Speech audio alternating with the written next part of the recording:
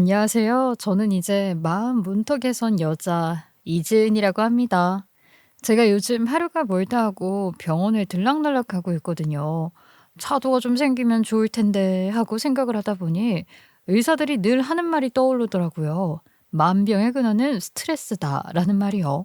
제가 요즘 받은 가장 큰 스트레스가 있었는데 그걸 잘 해결했거든요. 어디다 말을 못해서 조금 답답한 감이 있네요.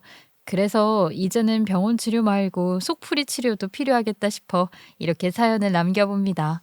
제 이야기 좀 들어주실래요? 저희 집은요, 겉으로는 보면 참 넉넉했습니다. 아버지는 사업에 성공하셨고, 어머니는 대학교에서 학생들을 가르치시는 교수셨으니까요. 슬아의 아들 하나, 딸 하나까지. 어릴 때는 저도 당연하게 생각했어요. 친구들이 집에 와서 거실에 있는 피아노를 보고, 야, 니네 집 진짜 잘 산다 이러면 속으로, 그래, 우리 집 괜찮지 하면서 어깨 으쓱했던 철없는 애가 바로 저였으니까요. 그래요. 세상에 공짜가 어디 있냐는 말이 있잖아요. 겉보기에 다 가진 것 같은 집안에도 뒤집어 보면 고칠거리가 있는 법이죠. 우리 집은 그게 암이었어요. 이게요, 진짜 농담도 아니고 대대로 암이 유전되는지 증조 할아버지도 암, 할아버지도 암, 그리고 결정타로 아버지까지 암으로 돌아가셨거든요. 아버지가 돌아가신 게 제가 중학교 때 일이었는데 그 충격이 아직도 생생합니다. 더 억울한 건요, 아버지는 담배 근처에도 안 가신 분이에요. 회식 자리에서 술잔 돌릴 때도 늘 맥주 대신 사이다를 드셨던 분이에요. 그렇게 철저히 몸 관리를 했는데도 결국 폐암 판정을 받으셨어요. 그러니까 저희에겐 운명 같은 거였던 거죠. 담배 끊으면 돼, 술 줄이면 돼, 이런 말도 저희 집안에서는 씨알도 안 먹혔습니다. 어차피 암은 피할 수 없는 그림자처럼 따라붙으니까요. 아버지 떠나시고 나서 엄마는 완전히 달라지셨어요. 원래도 꼼꼼한 성격이셨는데 그 뒤로는 거의 뭐 군대식으로 저희를 관리하셨습니다. 오빠랑 제가 혹시라도 잘못된 음식이라도 입에 넣을까 봐 감시하다시피 하셨죠. 식탁엔 항상 유기농 채소, 무첨가 반찬, 제철 과일, 뭐 이런 것들만 올라왔어요. 콜라, 라면, 떡볶이요? 와, 그런 거는 TV 속에서만 보는 환상의 음식이었어요. 친구들이 매점에서 컵라면 먹으면서 캬, 이 맛이지 하는데 저 혼자 옆에서 오이 씹고 있었던 거예요. 애들이 저보고 야, 너 토끼냐? 맨날 풀만 씹냐? 이러는데 웃고 넘길 수가 없었죠. 아이, 저라고 뭐 떡볶이 먹고 싶지 않았겠어요? 근데 어머니 눈초리가 워낙 매서우니까 그냥 입 닫고 따라야 했던 거죠. 오빠도 사정은 똑같았습니다. 학교 끝나고 친구들이랑 PC방도 못 가고 결국 집에 와서 저랑 같이 고구마랑 브로콜리만 먹어야 했어요. 덕분에 별명도 토끼남매 이런 게 붙었는데 지금 생각해도 우프네요. 그렇게 크다 보니 남들 보기엔 모범생 남매, 건강 우선 가정이었는데 저는 속이 터져나갔습니다. 어머니는 늘 같은 말씀만 하셨어요. 네 아버지처럼 되면 안 된다. 먹는 게 곧 약이야. 한 번 잘못 먹어서 병으로 들면 그때 늦은 거야.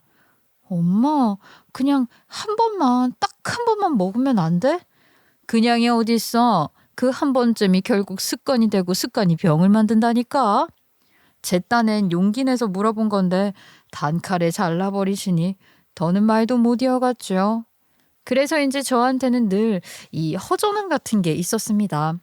남들 다 겪는 사소한 일탈, 그게 저에겐 없었거든요. 친구들은 술자리에서 첫사랑 얘기하며 깔깔대는데 저는 맥주 맛도 몰랐거든요. 대학교 다니면서 MT 가도 술잔을 손에 쥐어본 적이 없었고 밤새 놀아본 적도 없었어요. 그냥 건강관리에 유기농 식단에 운동만 했습니다. 하자고 하면야 몰래 못할 것도 없었겠지만 저도 무섭긴 했거든요. 그래서 그냥 그렇게 엄마의 감시하에 그렇게 지냈던 거예요. 그러던 제가 20대 중반이 되니까 슬슬 반항심 같은 게 올라오더라고요. 주변 친구들이 클럽 갔다 와서 무슨 DJ가 멋있다느니 누굴 만났다느니 떠들어대는데 저만 가만히 듣고만 있는 게 싫어졌어요. 솔직히 속으로는 부럽기도 했거든요. 근데 제 입으로는 나도 가고 싶어 이 말을 차마 못 꺼냈습니다. 그러던 어느 날 친구가 생일을 맞았는데 이 친구가 저한테 아주 무릎 꿇는 기세로 부탁을 하는 겁니다. 야, 이번 생일에 클럽 갈 건데 넌 무조건 와야 돼. 다 같이 가는데 너만 빠지면 분위기 이상하잖아. 야, 나 그런 데 가면 엄마한테 바로 잡혀 죽어. 담배 연기라도 맡으면 큰일 난다니까. 아니, 네가 직접 피우는 것도 아니고 하루 잠깐 가는 건데 뭐 어때? 세상 구경 좀 하라고. 너 평생 안 갈 거야? 그렇게 비니까 제 딴에는 내가 가고 싶은 게 아니라 친구가 이렇게 부탁하니까 안 들어줄 수가 없는 거야 하는 합리화가 되기 시작하는 거예요. 그래서 마지못해 들어주듯이 그렇게 이야기를 해버렸어요. 진짜 딱 하루만 간다? 두 번은 없어? 당연하지. 야, 그러면 생일이 하루지 이틀이냐? 아싸, 너 취소하면 죽어. 그렇게 해서 저는 드디어 태어나서 처음으로 클럽이라는 곳에 가게 된 겁니다. 입구에 들어서는데 세상에 귀가 멍멍해지는 줄 알았어요. 음악이 쿵쾅거리고 조명은 눈부시게 번쩍거리고 담배 연기가 자욱한데 그 와중에 술잔이 부딪히는 소리가 쩌렁쩌렁 울리더라고요. 전 순간 아이고 여길 왜 왔을까 싶었는데 또 한편으론 심장이요 미친 듯이 뛰었습니다. 야, 야, 네 표정 좀 봐. 완전 시골에서 가스안경한 애 같아. 아니, 너무 시끄럽고 정신이 없어서 그래. 야, 그때 여기 되게 신기하다. 다들 재밌어 보여서 묘하게 기분은 좋네. 그니까 맨날 같은 것만 하는 게 좋은 게 아니라니까. 젊을 때 이것저것 해봐야지. 그게 다 경험이잖아. 앞으로도 이 언니가 하자는 건 너 군말 없이 따라와봐. 저는 웃었지만 사실 좀 맞는 말 같기도 했어요. 그날 처음으로 내가 그동안 너무 갇혀 살았구나 싶은 깨달음 비슷한 게 왔거든요. 술 맛이 좋다고는 못하겠는데 분위기에 취한다는 게 이런 거구나 싶었어요. 어린 마음에 이게 어른이구나 싶은 마음도 들었고요. 그렇게 한참 자리에 앉아 사람 구경을 하고 있었는데 이상하게 제 눈길이 자꾸 가는 사람이 있었습니다. 모르는 남자였는데 분위기랄까 앉아있는 자세랄까 괜히 자꾸만 눈에 밟히는 거예요. 그리고요 그날 저희 테이블로 합석 제안이 들어왔는데 하필이면 그 남자의 일행이었더라고요. 그리고 그 사람이 바로 지금의 제 남편이에요. 제 친구들은 난리가 났습니다. 그 남자들이 엄청 능글맞았거든요. 저도 왠지 웃음이 새어나오더라고요. 저는 한 번도 그런 식으로 대시 받아본 적 없었으니까요. 그렇게 그 일행들이랑 자유롭게 놀면서 시간이 흘렀습니다. 그런데 클럽에 도착했을 때 잠깐은 즐겁다고 생각했지만 그게 오래 가진 않더라고요. 처음 겪어보는 공간이라 신기하기도 했는데 시간이 갈수록 시끄러운 음악에 머리가 울리고 담배 연기에 눈이 시큰거렸어요. 친구들은 오늘은 끝까지 가자 하고 기세등등했지만 전 속으로 아, 오늘 여기까지만 경험하면 충분하다 싶더군요. 결국 의자에서 일어나 가방을 챙기며 말했습니다. 얘들아, 나 먼저 간다. 더 있으면 쓰러질 것 같아. 뭐? 야, 이제 막 신나가는데 벌써 가냐? 네가 빠지면 재미 반토막인데. 처음부터 너무 또 강하게 즐기면 다음에 또 못 놀 것 같아. 오늘은 여기까지만 할게. 생일 주인공은 끝까지 즐겨. 그렇게 나와서 골목 모퉁이까지 걸어 나왔습니다. 택시 잡을까 고민하고 있는데 뒤에서 누가 다가오는 기척이 들리는 거예요. 해코지라도 당할까 싶어 고개를 휙 돌렸는데 절 따라온 사람은 아까 제 눈길이 자꾸 머물던 그 남자였어요. 벌써 나가요? 네. 저는 체력이 안 돼서요. 친구들만 두고 나오긴 미안한데 어쩔 수 없네요. 저도 사실 안에 오래 못 있겠더라고요. 음악은 좋은데 머리만 울리고 공기도 탁하고 그냥 시원한 공기 좀 마시려고 따라 나온 거예요. 그렇게 말하면서 제 옆에 나란히 서더군요.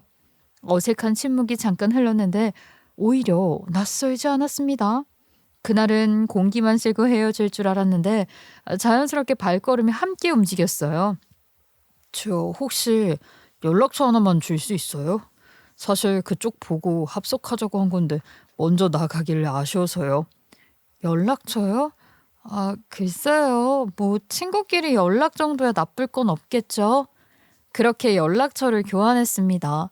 저는 속으로 어머, 내가 무슨 짓을 한 거지? 싶으면서도 설레서 가슴이 쿵쿵댔어요. 누가 번호 달라고 했을 때 번호 준 게 좀 처음이었거든요. 그 후 며칠 동안 메시지를 주고받았는데 신기하게도 동갑이더라고요. 그리고 대화가 끝이 나질 않았습니다. 오늘은 뭐 했어? 어젯밤에는 일찍 잤어? 오랜만에 책 읽다가 잠들었어.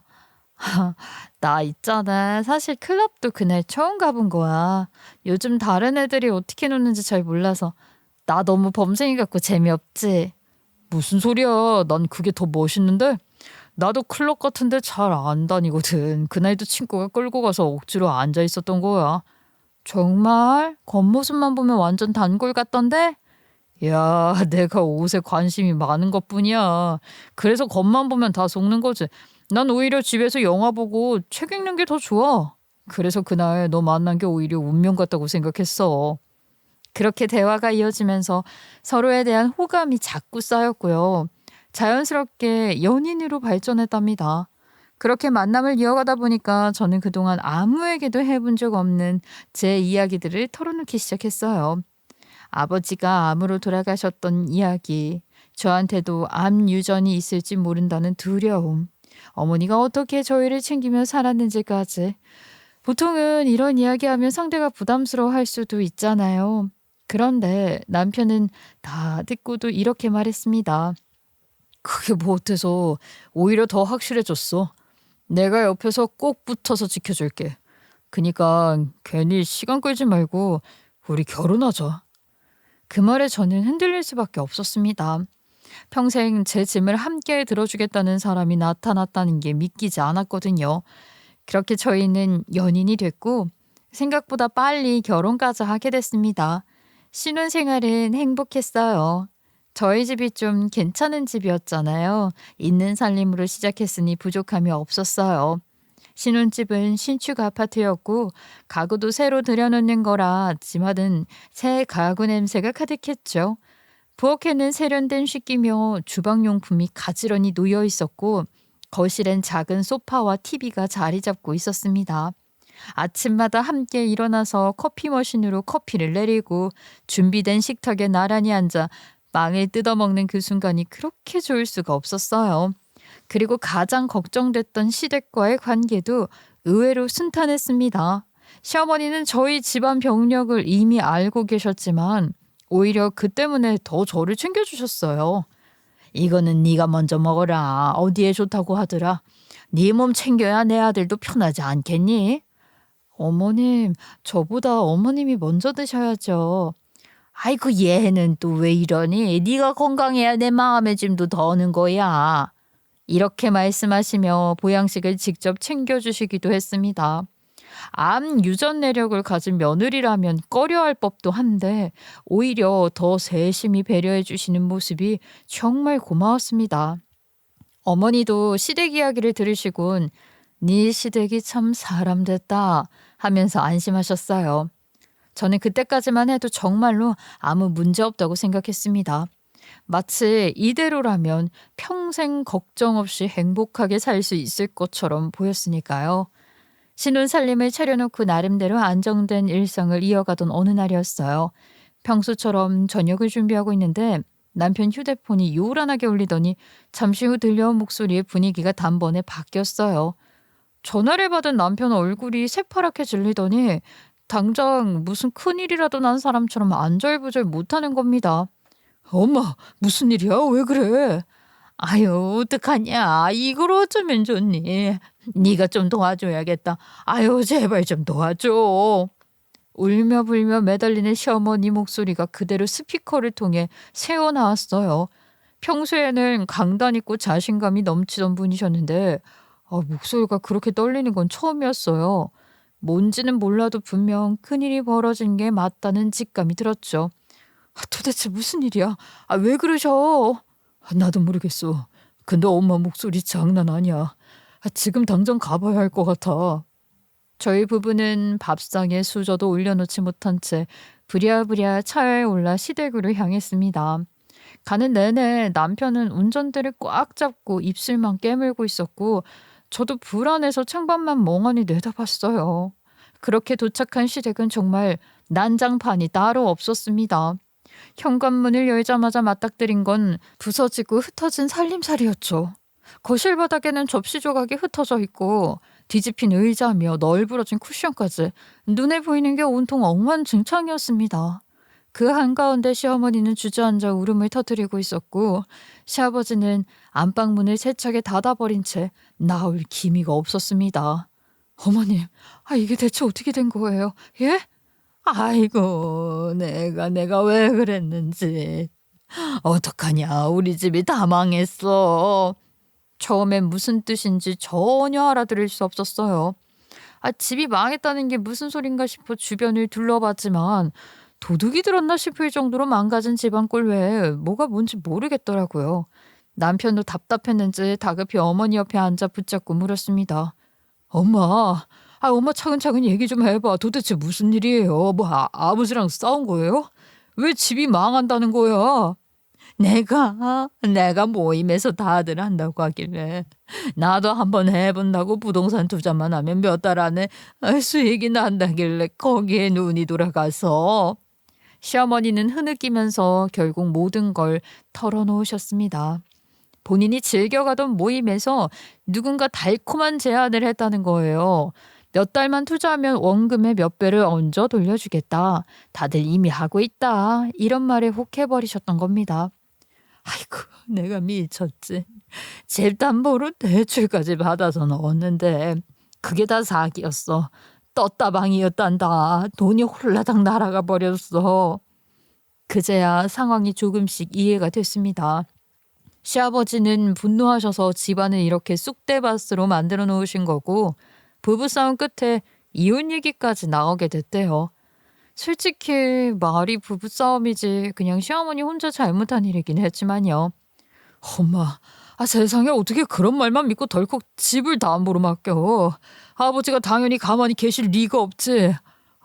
진짜. 어머님, 그래도 이렇게 앉아만 계실 게 아니라 앞으로 어떻게 할지 생각을 해야죠. 지금 이 상태로는. 하지만 대책이라고 할 것도 없었습니다. 이미 집도 돈도 다 날린 상황에 남은 건 빚더미뿐이었으니까요.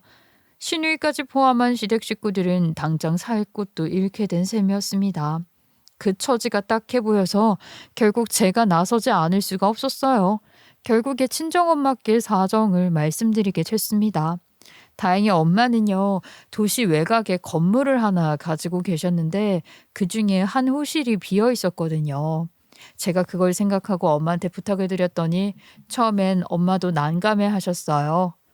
아니, 안 사돈이 그리 어리석은 짓을 하셨단 말이야. 사정이 딱하시긴 한데 괜히 끼어들면 너가 힘들어질까 봐 걱정되네. 엄마가 뭘 걱정하시는지는 알지만 안 그러면 시댁 식구들이 다 길바닥에 나앉게 생겼어요. 엄마가 임대료 가능한 낮춰서 어떻게 도와주실 수 없을까? 아휴, 네 성격 알지. 알았어. 내가 가진 건물 중에 외곽에 있는 그거 알지? 거기 괜찮으시다 하면 비워둘게. 제가 말을 전하니 시어머니도 시아버지도 당연히 반색을 하셨죠. 그렇게 시댁 식구들은 가까스로 외곽 건물로 들어갈 수 있었습니다. 하지만 이번엔 시누이가 문제를 일으켰어요. 도시에만 살아본 시누이는 도시 외곽에 있는 위치가 마음에 들지 않았나 보더라고요. 아니, 나 지금 결혼 준비 때문에 정신없는데 외곽까지 왔다 갔다 하면서 어떻게 출근을 해. 신혼집 알아보기도 바빠 죽겠는데 여기서 살라니 나보고 차라리 나가 죽으라고 해. 아이고, 이 소리를 들으니 속으로 한숨이 절로 나왔어요. 집이 다 날아간 상황에서 외곽이니 아니니 따지는 것 자체가 많이 욕심이긴 했지만 또 결혼을 코앞에 둔 처지라 그런지 불안한 마음도 이해는 됐습니다. 그래서 또 마냥 못 본 척 할 수는 없더라고요. 그래서 결국 제가요, 제 아파트 이야기를 꺼냈어요. 그러면 제 아파트에서 지내세요. 곧 입주 시작하는 신축인데 저는 이미 살고 있는 집이 있으니까 당장은 필요 없거든요. 아가씨가 결혼 준비하는 동안만 쓰면 되는 거죠? 진짜요? 언니가 집을 빌려준다고요? 그것도 신축을? 이게 꿈이야 생시야. 언니는 정말 우리 집의 은인이야 은인. 그 후로 시댁은 정말 저를 은인 모시듯 대하는 거예요. 집안에 큰일이 닥쳤을 때 제가 손 내밀어 준 게 그만큼 크게 다가왔나 봅니다. 시아버지도 전에는 말수가 없는 분이셨는데 그 뒤로는 저를 보며 먼저 안부를 묻고 몸은 괜찮으냐 하며 챙겨주시더라고요. 시어머니는 뭐 말할 것도 없었죠. 저희 부부가 다투기라도 하면 무조건 제 편을 들어주셨습니다. 아이고, 네가 얼마나 고생을 하는데 네 남편이 철이 없어 그런 거다. 네 속 좀 덜 긁게 내가 따끔하게 얘기할게. 엄마 왜 자꾸 나만 뭐라 그래. 우리 둘이 싸운 건데 지은이도 자기가 잘못한 거 알걸. 지은이가 뭘 잘못해. 했어도 너가 더 잘못했으니까 그렇지. 네 와이프는 천사 같은 며느리야. 어디 가서 그런 며느리 또 보겠니? 네, 솔직히 속으로는 좀 과하시다 싶었지만 그래도 그만큼 대접을 받는 게 뭐 기분 나쁘진 않았습니다. 저도 내가 잘했구나 싶었으니까요. 그렇게 시댁 분위기까지 나아지니 한동안은 참 평탄하게 흘러가는 듯 했어요. 그런데요, 제가 말했잖아요. 세상에는 공짜가 없었다고. 신은 저희 집안에 부와 평화를 주셨지만 건강은 주지 않으셨다고. 어느 날 정기 건강검진을 받으러 갔는데 결과지에 추가 검사 요망이라는 빨간 글씨가 찍혀 있었습니다. 처음엔 대수롭지 않게 넘기려 했는데 대학병원으로 가서 정밀 검사를 해보니 청천벽력 같은 소리를 듣게 된 겁니다. 폐암입니다. 다행히 아직 크게 진행되지는 않았습니다. 하지만 젊은 환자일수록 암이 빨리 번지는 경우가 많으니 서둘러 치료를 시작하셔야 합니다. 순간 머리가 멍해지더군요. 설마 했는데 아버지가 떠나실 때 그 암이 나한테도 온 거야? 믿기지가 않았습니다. 저는 어릴 때부터 그렇게 철저히 관리했는데도 암이라니. 세상이 얄궂고요. 증오스러웠어요. 심지어 부모님이 원망스러울 정도였으니까요. 왜 이런 몸을 물려주셨을까 하는 생각이 차갑게 스며들었거든요. 여보, 괜찮아? 검사 결과 너무 충격적이지? 괜찮을 리가 없지. 내가 뭘 그렇게 잘못했는데? 당신도 알잖아. 나 평생 관리하면서 산 거. 근데 왜 나도 폐암이냐고. 내가 뭘 노력하든 소용 없었던 거냐고. 여보 진정해. 그래도 아직 초기잖아. 치료하면 낫는다잖아. 희망이 있잖아. 의사 말대로 불행 중 다행으로 그다지 많이 진행된 건 아니었습니다. 수술이나 항암으로 치료 가능성이 충분하다고 했습니다. 하지만 저는 도저히 받아들일 수가 없었어요. 앞으로 몇 년을 병원 침대에 묶여 살며 약물에 의존해야 한다는 게 너무 답답하고 싫었거든요. 제가 할아버지도 아버지도 어떻게 치료를 받다가 어떻게 여생을 보내고 가셨는지 다 봤잖아요. 항암을 시작하면 그 다음부터는 정말 아무것도 못해요. 게다가 완치된다는 보장도 없는 불확실한 미래에 모든 걸 걸고 싶지 않았거든요. 어차피 언제 끝날지 모르는 삶인데 남은 시간이 얼마일지는 알 수 없어도 하고 싶은 건 하고 싶었습니다. 그 중에서도 제 버킷리스트 1위가 배낭여행이었거든요. 최소 2달은 잡아야 제대로 다녀올 수 있는 일정이었는데 지금 아니면 못한다는 생각이 들었습니다. 나 치료 있잖아. 여행 다녀온 다음에 시작할래. 뭐라고? 지금 상황에서 여행을 간다고? 의사 말 못 들었어? 시간 끌면 안 된댔잖아. 알아. 근데 지금 치료 시작하면 내 인생 끝이야. 병원 침대에서만 살다 끝내고 싶진 않아. 내가 하고 싶은 거 딱 한 가지만이라도 하고 싶어. 그 이야기를 꺼냈을 때 주변 사람들은 모두 기겁을 했어요. 친정엄마는 눈물이 그렁그렁해져서 제 손을 붙잡고 매달리셨어요. 지은아, 제발 그러지 말어. 그게 얼마나 독한 놈인지 너도 알잖아. 지금 바로 치료 들어가야 해. 여행은 나중에 해도 되잖아. 응? 목숨보다 소중한 게 어딨니? 모두가 저를 말렸지만 단 한 사람만이 제 편에 섰습니다. 바로 그게 남편이었죠. 그래, 나도 당신 말 듣고 생각을 많이 해봤는데 아직 초기라잖아.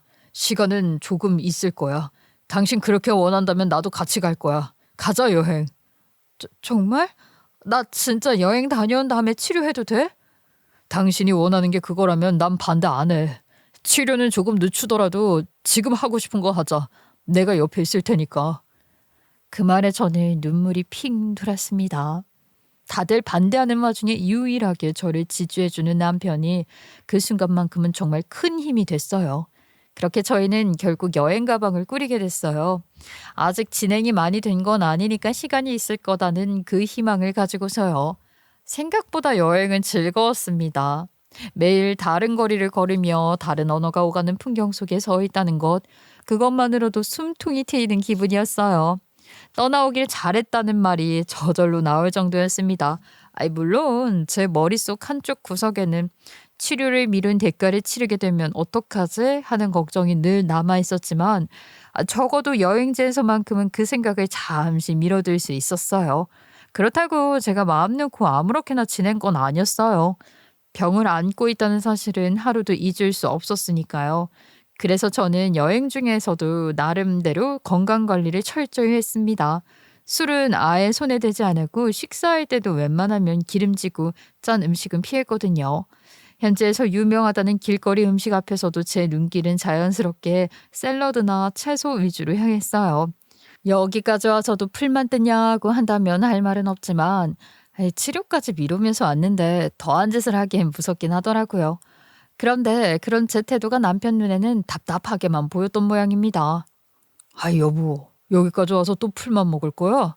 사람들이 일부러 줄 서서 먹는 음식인데 이럴 때 한번 경험해 보는 거지. 못 먹는 거 내가 제일 속상해. 내가 괜히 조심하는 게 아니잖아. 됐어. 뭐 꼭 먹는 것만이 여행인 것도 아닌데 뭐. 그래도 좀 즐겨야지. 여행이 뭐하러 있는 건데 집에서 하던 거 그대로 하려면 뭐하러 비행기까지 타고 왔냐고. 그렇게 잔소리를 늘어놓는 것도 모자라서 식당에서 물컵에 술을 따라 건네기까지 했어요.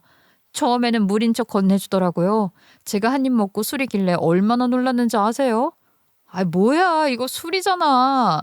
여보, 나 술 안 마신다니까. 한 모금은 괜찮잖아.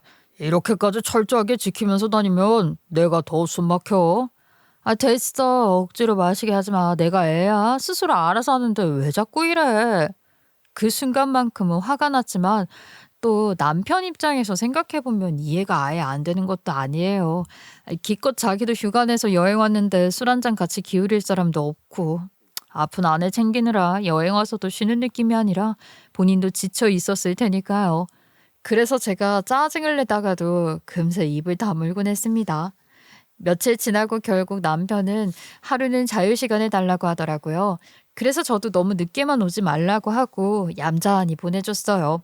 그게 서로를 위해 좋을 것 같았거든요.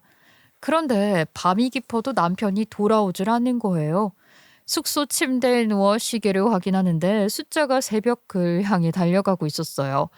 뭐 하고 있나 연락이라도 하지 싶었던 저는 숙소 현관앞까지 나가 기다리게 됐습니다. 그렇게 한참을 서 있었을까요? 그제야 남편이 나타났는데요. 혼자가 아니었습니다. 남편 곁에는 다른 여행객으로 보이는 사람들이 다들 술에 취해 깔깔대며 걸어오고 있었어요. 대화하는 걸 들어보니까 한국인이더라고요.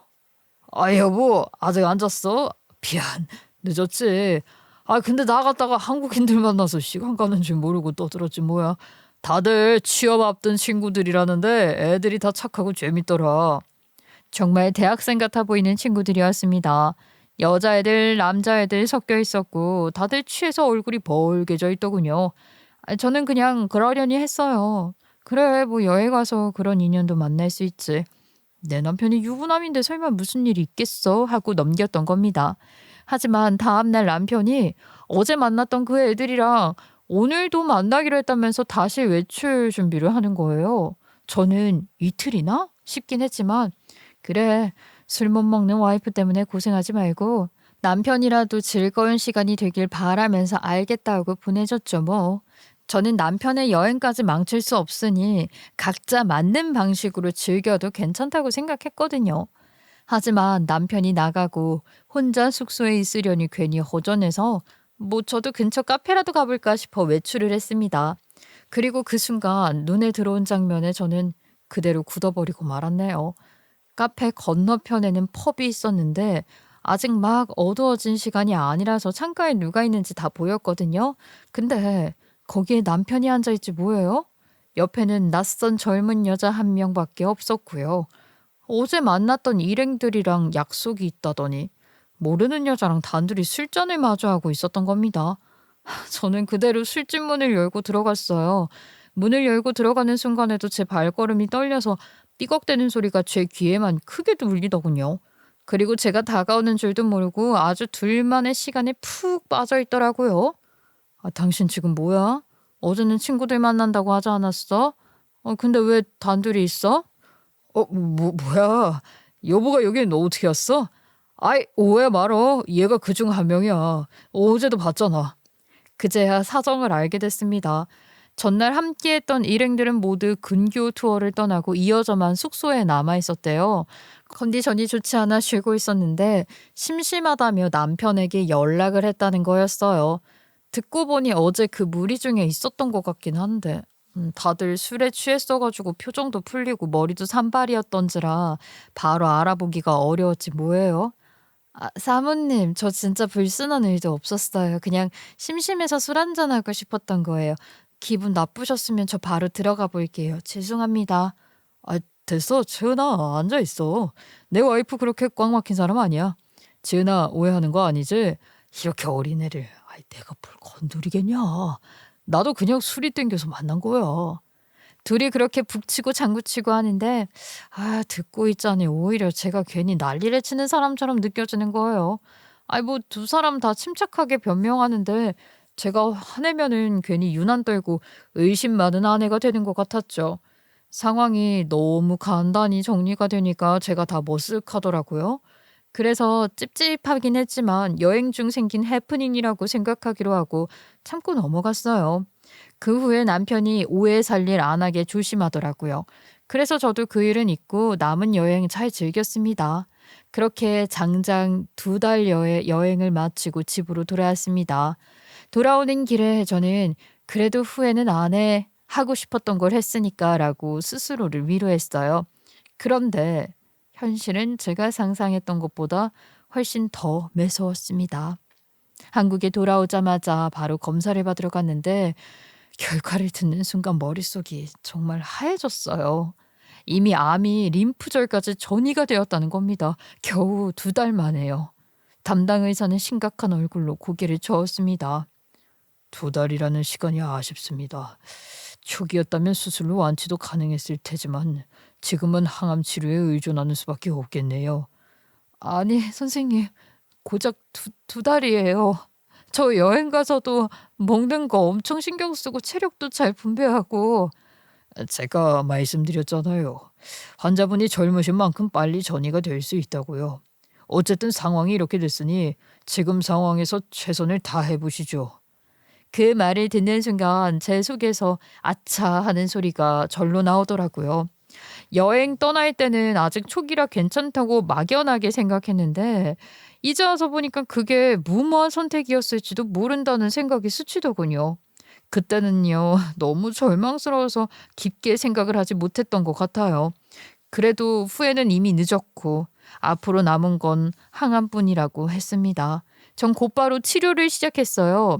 그런데 약이 저한테 맞지 않는 건지 차도가 보이지 않는 거예요. 약을 바꿔가며 몇 번을 시도했지만 드라마틱한 효과 같은 건 없었습니다. 병원에 오래 있다 보니요. 몸은 더 지쳐갔고 마음은 바닥을 치기 시작했어요. 그 사이 남편은 제 병수발에 최선을 다했습니다. 직장도 다니면서 아픈 아내 간호까지 병행하는 게 힘들 법도 한데 겉으로는 전혀 내색하지 않더라고요. 병원 사람들 말로는 사랑꾼 남편이었어요. 제가 입원할 때면 휴가까지 반납하고 제 옆을 지켰거든요. 여보, 내가 옆에 있으니까 걱정하지 마. 회사에 잠깐 빠져도 괜찮아. 회사 사람들이 뭐라 안 해? 안 그래도 2달 동안 여행도 길게 다녀온 뒤라 눈치 보일 텐데. 내가 선택한 건데 뭐 눈치야 보이겠지. 근데 나한텐 당신이 더 중요하잖아. 남들이 보면 감동적인 부부 같았을 겁니다. 하지만 제 마음은 달랐어요. 저는 계속되는 치료에 몸도 마음도 피폐해져 갔거든요. 하루하루가 혹시 오늘이 마지막일까 하는 두려움으로 흘러갔어요. 그러다 보니까 작은 일에도 예민해지고 사소한 말에도 짜증이 치밀어 오르더라고요. 제가 피폐해질수록 남편의 행동이 때로는 연극처럼 느껴지는 거예요. 저 사람이 저렇게까지 하는 게 진심일까? 혹시 겉으로만 사랑꾼처럼 보이려는 건 아닐까? 별별 생각이 다 들었어요. 어느 날은 미래에 대한 이야기를 나누게 됐는데 남편이 제 손을 꼭 잡고 이렇게 말하더라고요. 여보, 이 병 다 털어내고 나면 우리 다시 여행 가자. 이번엔 치료 끝난 기념으로. 돈도 펑펑 쓰면서 제대로 즐기자고. 뭐라고? 지금 그게 할 소리야? 내가 어떤 상황인지 뻔히 알면서 돈을 펑펑 쓰고 놀자고? 당신 여기 있는 거 지겹지? 돈 쓰고 싶어서 미치겠지? 아, 무슨 소리야. 그런 뜻 아니야. 그냥 살아서 같이 즐기자는 거잖아. 아, 내가 어떻게 당신 죽을 걸 생각해. 남편은 그런 의미가 아니라고 오해하지 말라고 저를 달랬습니다. 하지만요, 왠지 모르게 그 순간만큼은 겉으로는 저를 챙기는 척하면서 속으로는 제가 죽는 걸 기다리고 있는 사람처럼 보이는 겁니다. 아마요, 제가 정신적으로 너무 지쳐 있었기 때문이겠죠. 그래서 저는 남편한테 화풀이를 왁 쏟아내고 밤에 잠들기 전에 후회로 베개를 적시고 그런 암울한 하루하루를 보내고 있었어요. 그런데 그 생각이 단순한 망상이 아닐 수도 있다는 걸 곧 알게 되고 말았네요. 어느 날 친구에게서 사진 몇 장이 도착했거든요. 호텔 로비에서 찍힌 사진이었는데 거기엔 제 남편이 젊은 여자와 다정하게 웃고 있었습니다. 손을 잡고 걸어가는 모습, 엘리베이터 앞에서 포옹하는 모습까지. 누가 봐도 연인 사이로밖에 안 보였어요. 사진을 넘기는 제 손이 덜덜 떨리더군요. 친구는 작은 목소리로 말했습니다. 지은아, 미안한데 내가 이걸 봐버렸어. 혹시나 해서 찍어둔 거야. 네가 알아야 할 것 같아서. 그 여자, 다름 아닌 배낭여행 중 술집에서 만났던 바로 그 젊은 여자였습니다. 저는 그 사실을 확인하는 순간 머리가 쿵 하고 내려앉는 것 같았어요. 제 건강을 기원한다며 떠났던 그 여행에서 남편은요, 상간녀를 만들어 온 거예요. 순간 수많은 상상들이 뇌리를 스쳐갔어요. 내가 죽으면 내 재산과 보험금은 전부 남편에게 넘어가겠지? 그 돈으로 전현이랑 오순도순 살겠다는 거구나. 피가 거꾸로 솟는 기분이었습니다. 어쩌면 남편이 치료를 미루고 여행을 떠나는 걸 굳이 말리지 않았던 이유도 돈 때문이었을지 모른다는 생각까지 들더라고요. 남편의 외도 사실을 알아낸 이후 저는 하루하루가 지옥불 위를 걷는 것 같았어요. 하지만 그 고통보다도 제 몸에서 끓어오르는 분노가 더 뜨거웠고요. 그래서 저는 확실한 증거가 필요하다고 생각했어요. 친구가 보내준 사진만으로는 이미 충분히 충격이었지만 괜히 나중에 남편이 발뺌이라도 하면 제가 미친 여자 취급만 받을 테니까요. 그렇잖아요. 남편이 그간 병원에서 얼마나 이미지 메이킹을 잘 해놨는데요. 남들은 다 사랑꾼인 줄 아는데 허술한 증거를 들이댔다간 아파서 헛소리하는 의부증 여자가 되기 십상이었죠. 그래서 결국 흥신소를 찾아갔습니다. 저는 매일 병원 들락날락거리느라 바쁘니까 제 손으로 따라다니면서 뭐 사진을 찍을 수도 없고 시간은 없었지만 돈은 있는 제가 할 수 있는 일은 전문가의 힘을 빌리는 것뿐이었어요. 상담실에 앉아 상황을 설명하는데 제 목소리가 떨리는 게 느껴졌습니다. 남편이 외도를 하고 있는 것 같아요. 아니요, 이미 하고 있습니다. 근데 더 확실한 증거가 필요합니다. 제 눈앞에서 딱 잡아떼는 인간이라 사진 몇 장으로는 부족해요. 걱정하지 마세요. 저희가 붙으면 꼴이 다 밟힙니다. 일주일만 기다려보세요.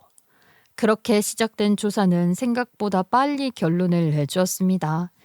한 달 뒤 남편이 상간녀와 해외여행까지 잡아놨다는 사실이 드러난 겁니다. 그것도 기가 막히는 게 제가 입원 예정인 기간과 정확히 겹치는 시기였어요. 조사 과정에서 드러난 건 그뿐만이 아니었습니다. 남편이 상간녀에게 명품 백을 사주고 비싼 레스토랑에서 데이트하는 모습이 줄줄이 포착됐거든요. 그 데이트 비용이 어디서 났는지 아세요? 제가요, 아파서 들고 다니지 못했던 명품 가방과 옷들을 저 몰래 팔아가지고 충당한 거였어요, 남편 새끼가. 그 자료를 받자마자 진짜, 와, 이 인간 미친 건가? 싶었다니까요. 와이프 물건을 팔아 얻은 돈으로 바람을 피운다고? 세상이 무섭지도 않나 봐요. 전 일단 모든 증거를 확보하고 남편에게는 티내지 않기로 했습니다. 어설프게 들이대봤자 제 손해였으니까요. 속은 부글부글 끓었지만 겉으로는 아무 일 없다는 듯 행동했습니다. 그리고 얼마 지나지 않아 제 병원 입원 날짜가 다가왔고요. 남편이 미안한 얼굴로 그때 출장을 가게 됐다고 그렇게 말해오더라고요. 그때 뻔뻔한 얼굴이 아직도 기억이 나요. 뭔 놈의 출장이 그렇게 번개처럼 잡히냐고요.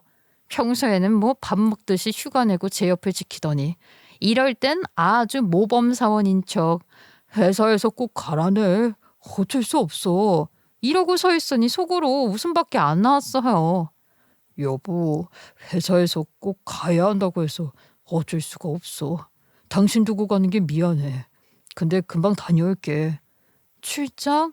그래. 다녀와야지. 당신도 회사 일이 있는데 어쩔 수 없지 뭐. 입술에 미소까지 걸면서 대단히 이해심 깊은 아내인 척 대답해 줬습니다. 그런데 속으론 네가 가는 건 출장이 아니라 그년이랑 팔짱 끼고 신혼여행 가는 거겠지 하고 비웃었어요. 남편은 자기가 철저하게 숨기고 있다고 굳게 믿었던 모양이에요.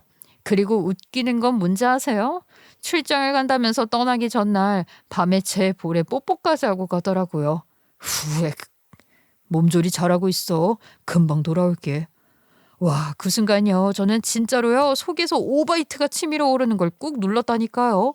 그 인간 결국에는 씩씩하게 캐리어 끌고 공항으로 갔고 저는 병원에 덩그러니 남겨졌습니다. 근데 여기서 끝이 아니죠. 얼마 지나지 않아 국제전화가 걸려왔습니다. 목소리가 다급하더라고요. 여보, 큰일 났어. 우리 누나 집에 누가 이사 왔다는데 이게 도대체 무슨 일이야? 목소리에는 당황한 기색이 역력했습니다. 아주 제대로 당황했구나 싶었죠. 저는 그 순간 피식 웃음이 새어나왔어요. 무슨 일이긴 너 좆된 거지. 남편이 한국을 뜨자마자 저는 계획했던 복수를 실행했거든요. 사실요, 그 전부터 마음속에 수우 없이 시뮬레이션을 돌려왔지만 이제는 정말 행동으로 옮길 차례였죠. 조사 과정에서 더 충격적인 사실이 드러났었거든요. 남편이 단순히 바람만 피운 게 아니었던 겁니다. 이놈이 변호사와 보험 설계사까지 만나서 제가 죽으면 재산과 보험금이 어떻게 분배되는지까지 알아봤다더라고요. 역시 제 병을 걱정하는 척하면서도 속으로는 제가 죽기만을 바라고 있었던 거죠. 그 사실을 확인한 순간 제 마음은 단단히 굳었습니다. 이제 더는 물러설 이유도 없었고요. 뭐 미련도 없었어요. 전 남편과 엮인 모든 것을 하나하나 정리하기로 했습니다. 그 중에서도 제일 타격이 클 만한 것부터 손대기로 했거든요. 그래야 남편 새끼 가슴에 제대로 칼이 꽂힐 테니까요. 제 첫 번째 타깃은 신우이에게 빌려준 제 아파트였습니다. 원래는 곧 결혼을 앞둔 신우이가 금전적으로 어려워하길래 신축 아파트 완공되면 당분간 쓰라고 내어준 거였잖아요. 그런데 신우이는 그걸 기회 삼아서 지 예비 신랑 측이랑 결혼 날짜를 앞당기더라고요. 그 집에서 신혼 살림까지 차릴 생각으로요. 참나, 제가요 진짜 말을 안 하니까 그냥 그렇게 얼렁뚱땅 넘어가려고 했던 것 같아요. 암튼 신혼을 신축 아파트에서 시작한다는 생각에 기대가 잔뜩 부푼 상태였으니 만약 집을 날려버리면 그 충격이 어떻겠어요? 지 오빠의 만행으로 공짜 신축 아파트를 날리는 거잖아요. 우리 신우 성격에 남편한테 어떤 개지랄을 떨지 그걸 생각하니까 오히려 웃음이 나왔습니다. 저는 곧장 부동산에 아파트를 내놓았어요. 입주 시기가 다가오는 시점이라 그런지 하루도 안 돼서 집을 사겠다는 사람들이 아주 줄줄이 몰려들더라고요. 그중 가장 먼저 연락 온 사람에게 바로 넘기기로 했습니다. 며칠 후에 거래한 사람이 매매 전에 가구 사이즈를 재러 집을 보겠다고 해서 그러라고 했는데요. 중개사랑 함께 집으로 간 거래인이 기가 막히게도 마침 그 시간에 새 집을 구경 온 신우이랑 마주쳤다네요. 전 속으로 잘 됐다 싶었습니다. 마침 온 김에 새로 이사 올 사람까지 소개해 줬죠. 아가씨, 그분이 여기 새로 이사 오실 분이에요. 이제 이 집 주인이시라고 보면 됩니다. 아니, 언니, 그게 무슨 말이야? 이 집 나 쓰라고 준 거 아니었어? 말은 바로 하셔야죠. 아니, 저는 잠깐 쓰셔도 된다고 한 거지. 그거 신혼살림까지 차리라고 한 거 아니에요? 근데 모른 척 넘어가 드리려고 했거든요. 근데 저 이제 최 씨 집안이랑 안 엮이려고요. 그래서 그 집도 팔아버렸어요. 그러니까 아가씨도 알아서 살 길 찾으세요. 그렇게 말하고 제가 전화를 뚝 끊어버린 뒤에 받질 않으니까 신우이는 남편에게 당장 연락을 했던 것이었죠. 여보, 도대체 왜 그러는 거야? 동생 집을 왜 함부로 팔아? 동생 집? 거참 웃기네. 야, 그 집은 내 집이거든? 내 집 내가 팔겠다는데 왜 네가 난리야? 그래도 지금 동생 결혼 준비 중인 거 알잖아. 신혼집인데. 신혼집?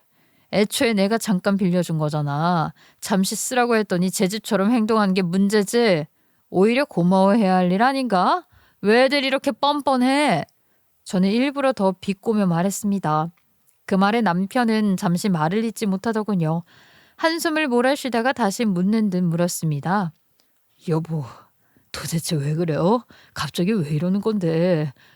치료가 많이 힘들어? 왜냐고? 한국 돌아오면 다 알게 될 거야.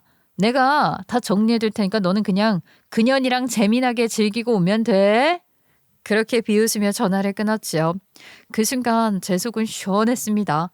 이제 막 첫 단추를 끼운 것뿐인데도 그렇게 통쾌할 수가 없었어요. 지금 끊긴 전화를 붙들고 남편 놈이 얼마나 놀랐을지 볼 수 없다는 게 아쉽기만 하더라고요. 복수의 첫 단추를 끼운 뒤 저는 곧바로 두 번째 스텝에 들어갔습니다. 이번에는 보험 문제였어요. 저는 제 보험 수익자를 친정엄마 이름으로 다 변경했어요. 혹시라도 이혼 절차가 끝나기도 전에 제가 먼저 세상을 떠나버릴까 봐. 만약 그런 일이 생기면 단 한 푼이라도 남편 놈 손에 넘어가는 꼴을 절대로 보고 싶지 않았거든요. 저한테서 흘러가는 돈으로 그 인간이 상간녀랑 즐기며 산다면 저요 죽어서도 눈을 감지 못할 테니까요. 그 다음 대망의 세 번째 스텝이었습니다. 친정엄마 소유 건물에 새 들어 살고 있는 시댁을 향한 퇴거 명령이었죠. 시댁 사람들은 그저 며느리인 제가 갑자기 뒤통수를 친다고 생각했겠죠. 하지만요, 저는 다 알고 있었습니다. 제 보험금, 제 재산에 눈독 들이던 이 집안 인간들의 속내까지도요. 퇴거 명령 소식이 전해지고 결국 시부모님과 시누이가 제 병실에 찾아왔네요. 문을 열자마자 들려온 건 사과가 아니라 고함이더라고요. 참 뻔뻔한 작자들이라니까요. 아유, 이게 무슨 경우야. 지은아, 너 갑자기 이런 게 어딨냐? 어디 시댁 식구들을 상대로 이런 짓을 하냐? 네가 어떻게 그럴 수가 있어? 우리가 무슨 잘못을 했다고? 전 차분히 앉아서 그 인간들이 빽빽 소리 지르는 소리가 멎기를 기다렸다가 말없이 서류 봉투를 열어 제가 모아둔 증거들을 하나씩 하나씩 테이블 위에 올려놨습니다. 남편 새끼가 젊은 여자와 백화점에서 쇼핑하는 사진, 둘이 다정히 팔짱을 끼고 걸어가는 사진, 심지어 그 여자를 회사 격리로 꽂아놓고 사무실에서 불륜을 저지르는 모습까지요. 시어머니는 사진을 보는 순간 무너져 내리더라고요. 손으로 얼굴을 감싸지고 그대로 바닥에 주저앉으셨어요. 아이고야. 어떻게 이럴 수가 있냐. 철없는 아들인 건 알았다만 이렇게 나쁜 놈일 줄은 몰랐다. 그러면서 대성통곡을 하시더라고요. 시아버지는 입에 거친 욕을 올리며 병실 문을 박차고 나가셨습니다. 이런 상놈의 새끼를 하는 고함 소리가 복도에서부터 제 병실까지 울려 퍼졌죠. 그런데도요, 시누이는 오히려 저를 향해 따져 묻더라고요. 이미 제 신축 아파트에서도 쫓겨났으니 뿔이 단단히 났던 거겠죠. 언니, 아무리 그래도 아무 죄 없는 우리까지 이렇게 내쫓는 건 너무 가혹한 거 아니야? 오빠 잘못이지 우리가 무슨 잘못이냐고. 제가 그 말을 듣는데 진짜 기가 차지도 않더라고요. 제가 조금만 알아보니까 바로 나오던 사실이 있었는데 그건 까맣게 잊어버렸나 봐요. 그래서 제가 친절히 알려줬습니다. 가옥여? 웃기고 있네. 남편이 불륜 저지른 것도 열받아 죽겠는데 할 거면 당신네 아들, 당신네 오빠를 족쳐야지 왜 나한테 와서 따져요? 그리고 내가 조사해보니까 당신네도 나 죽으면 보험금 어떻게 쓸지 아주 신나셨던데요? 제 보험금 노리고 근교 땅 보러 다니셨더만. 그 밥에 그 나물이면서 무슨 억울한 척이야. 나 죽을 날만 물 떠놓고 기다리는 그 가족까지 내가 왜 챙겨야 되냐고. 제 말이 끝나자 신우이는 입을 닫았어요. 얼굴만 시뻘겋게 달아올랐고 더는 반박할 말이 없었겠죠. 전 마지막으로 단호하게 못을 박았습니다. 앞으로 나랑은 볼일 없게 하자고요. 불응하면 법적 대응까지 갈 테니까 알아서들 하시고요. 그 한마디에 시댁 식구들은 결국 아무 말 못하고 물러섰어요.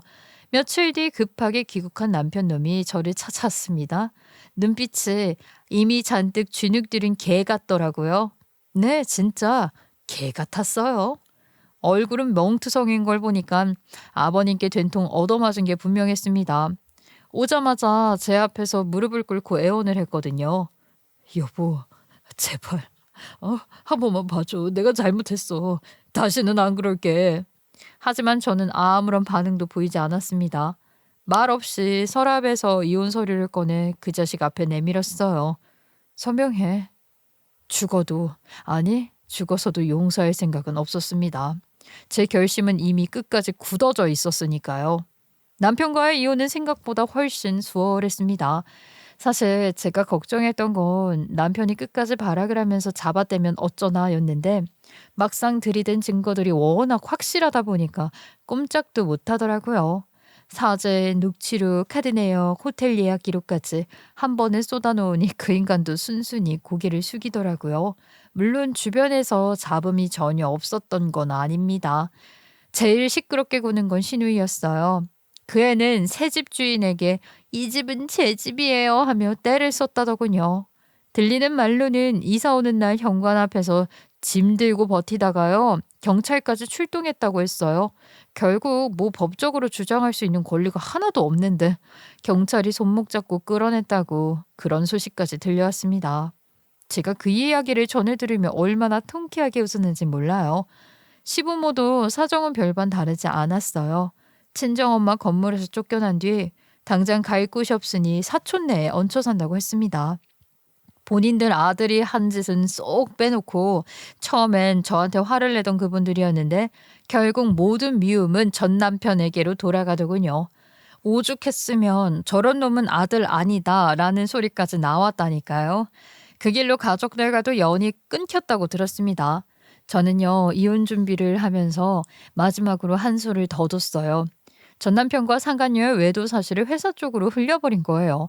타이밍이 기가 막히게도 회사가 주식 상장 때문에 사회적 이미지에 목숨 걸고 있던 시기였는데 회사 입장에서는 모범 사례 하나를 만들어야 했고 마침 걸려든 게 제 전 남편이었던 거죠. 결과는 시원했습니다. 상간녀는 계약직 신분이라 바로 잘려나갔고 전 남편도 본보기로 정직 처분을 받았습니다. 복수는 이렇게 하나하나 다 성공했어요. 남편은 마누라를 잃고 가족도 잃고 직장까지 잃었으니 이제 어디 가서 숨도 제대로 못 쉬고 산다고 하더군요. 그런데 문제는 제 건강이에요. 복수는 완벽하게 맞췄는데 제 몸은 여전히 그대로였거든요. 다행히 최근에 새로 투여한 항암제가 제 몸에 맞는지 조금은 효과가 보이는 것 같다고는 하는데 의사 선생님도 아직 지켜보자는 말밖에 못하시니 앞날이 어떻게 될지는 누구도 장담할 수 없긴 하지만요. 그래도 저는 결심했어요. 앞으로 살 날이 얼마가 남았든 이제는 남을 위해서가 아니라 정말 제 자신을 위해 살기로요. 평생 먹지 못했던 정크푸드, 그동안 몸에 안 좋다고 멀리했던 치킨, 피자, 햄버거 같은 것들도 마음껏 먹어볼 거예요. 그리고 몸이 따라주는 한 가고 싶은 곳이 있으면 주저하지 않고 가보려고요. 하고 싶은 게 있다면 미루지 않고 바로 했어야 했어요. 남은 시간은 오롯이 저를 위한 시간이 될 거예요. 그러니까 여러분, 제가 저 인간들 무너뜨리고 제 인생 다시 제 손에 쥐고 앞으로는 제가 떵떵거리며 잘 사는 모습 꼭 보여줄 수 있도록 응원 좀 해주세요. 그래야 제가 남은 날들을 더 신나게 버틸 힘이 날 테니까요. 저의 긴 이야기 끝까지 들어주셔서 감사합니다.